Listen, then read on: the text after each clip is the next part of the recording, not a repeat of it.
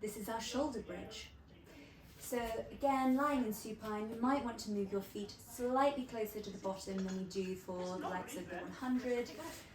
Imagine that ball, that small ball between your knees, because your knees should stay parallel with those hips and stay nice and stabilized. Lying nice and tall, that golden thread pulling you to the back of the room, engaging your core. Your core is really crucial here for that stability, and engaging that pelvic floor. Deep inhale, and I just want you to tilt your pelvis forward, nothing more, and then tilt it back again. Inhale, on the exhale, tilt the pelvis and begin to bring your spine off the mat, one vertebrae at a time, until you're in that shoulder bridge. Inhale at the top, exhale, one vertebrae at a time. Your pelvis should be the last thing on the mat. Inhale, return up. And down again. So with your own breath. So inhale, and then exhale, return up. Excellent job. Now we're going to continue. I'd like you to continue with your own breath. If you are a beginner, and even an intermediate, you might want to continue with this pattern. But if you want a progression, optional progression, you may lift a heel at the top and then go back down again. You could lift a heel and alternate, lifting the other, or you might want to do one, head back down, and then the other. So I'm alternating, I'm doing one, then the other, and going back down. Remember, this is an optional progression, and you should be able to feel it. When you lift that heel, there's more work in your glutes.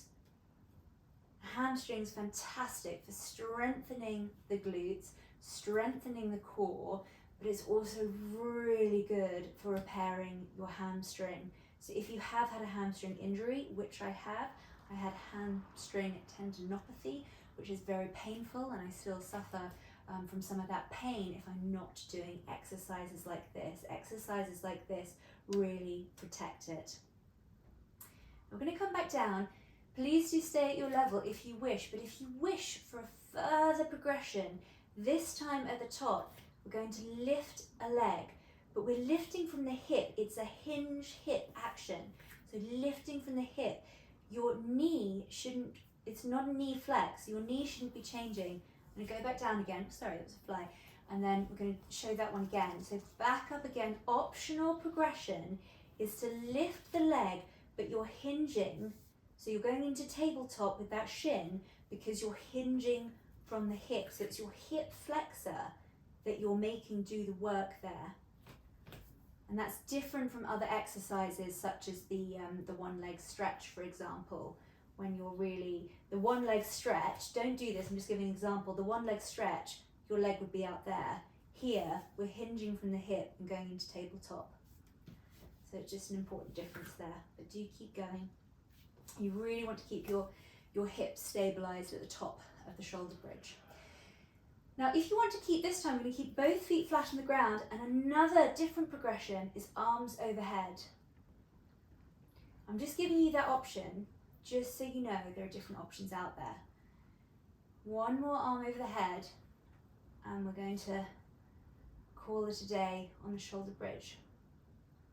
Excellent job, and I hope you're breathing. I'm not breathing as well as I should because I'm talking, but I hope you are breathing. Great job. Oh, if you want a release stretch, full body release stretch. There are other release stretches, I promise. I just like this one when we're in line.